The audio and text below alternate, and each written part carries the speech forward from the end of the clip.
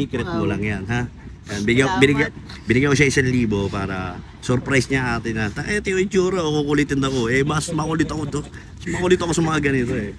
So, big shout out, Nads 3. Ayan, nandito siya ngayon sa BGC. shoutout po, Ayan, yun. So, maraming salamat sa suporta at suporta mo yung mga contents niya. Ano yung mga contents mo tungkol saan? Random content po kahit ano po. Bigyan mo ko sample.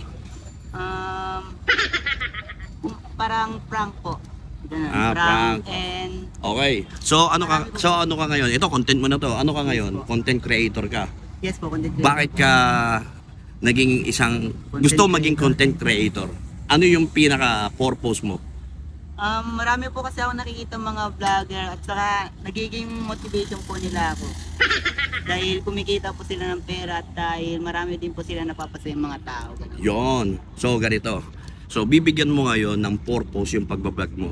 So kapag ikaw sumikat ka ng todo-todo, bibigyan mo siya ng purpose at dahilan. Kapag sumikat ka, bibigyan mo ng dahilan yung followers mo, bakit ka nila susundan at bakit magiging essential yung vlogs mo. Diba? Be something. From nothing to something. Okay? Yung mga content mo, bigyan mo ako ng magandang content. Pero ganito, masaya ba yung mga followers mo sa'yo? Yes po, masaya Tapos naman po. nagre-request ba sila sa'yo ng mga dapat mong gawin? Ganito, Minsan po. Kahit na anong ginagawa mo ng pagbablog, basta kaya tayo tinawag na content creator at kaya tayo tinawag na parang digital creator, di ba? Is to influence. I-influence mo kung ano yung ano mo, di ba? Kung ano yung sinashowcase mo. So, aside from that, kailangan ma-influensyahan mo yung kapwa mo na maging compassionate. Alam mo yun? Ha? Kailangan yun. Kasi hindi pwede yung ano ka lang, yung parang makulit ka lang o ano, bigyan mo ng kulit yung content, pero bigyan mo ng dahilan yung sarili mo at pagko-content mo na mamahalin ka ng tao. Sabi mo, idol mo ako. Di ba? So ako, ginagamit ko yung platform ko, ginagamit ko yung fame na natanggap ko galing kay Lord para para ma-introduce ko yung pagiging compassionate ng tao kasi pangit na yung nangyayari, puro masyado ng maigo ang mga tao.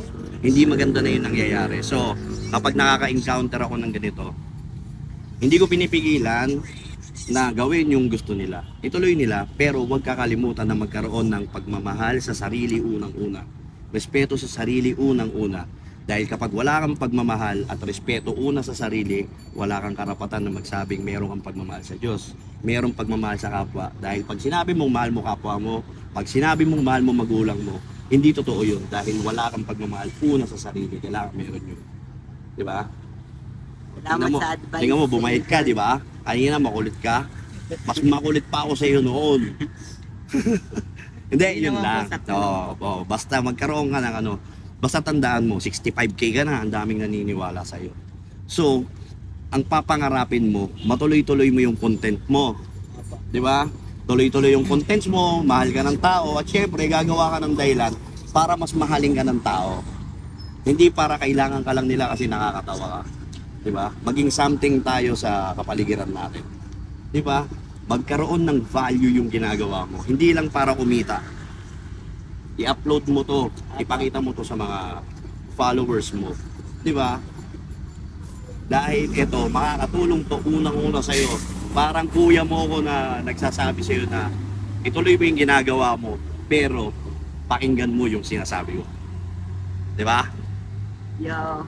May sticker po kayo? Ina, meron. Yun ako. Siyempre, puta, naka-ready yan. Oh. Tsaka nang likot na sa aparato. Tarin siya ng talon, ganun siya ng ganun. Oh. Bosenera! Taga saan ka? Taga-QC pa po ako. Oy, ba't nandito ka?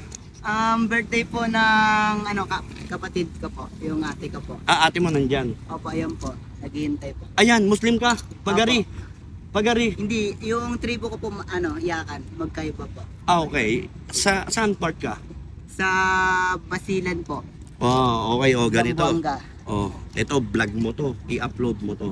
Wala nang cut-cut to. Opo. I-edit mo lang ng maganda. Ngayon, isusurprise mo yung ate mo, ha? Bibili ka, ikaw na bahala sa kanya. I-treat mo ate mo, ha? Hindi ko vlog to, vlog mo to, ha? O, ganito. Huwag mo yan. Tapat mo yan sa'yo. Sa sarili mo. Huwag mong tatapat sa akin. Hello, guys! Nandito si Idol General. Pogi niya pala sa personal. Yun, so, ayan na. Bigyan mo ng regalo ate mo ha. Secret mo Wow. lang yan ha. Ayan, Salamat. binigyan ko siya 1,000 para surprise niya ate na. Ito yung itsura, kukulitin ako. Mas makulit ako to. Mas makulit ako sa mga ganito eh. Nakita mo ba yung damit ko? Hindi, so ayan ha. I-ano mo, tapos syempre shout out sa mga ethnic groups at mga indigenous na kababayan natin dito sa Pilipinas. O yan, isa pala tong ano natin to. Yung pagari, ibig sabihin kapatid. So, ayan, at yun ang wag mong kakalimutan, ha? Sa lahat ng gagawin mo, hihingi ka ng blessing kay Allah. 'Di ba? Hihingin mo lagi sa kanya yun. Magkaiba man tayo ng relihiyon, magkaiba man tayo ng pinaniniwalaan. Lagi po. Hihingin natin kay Allah kung ano yung pangangailangan natin.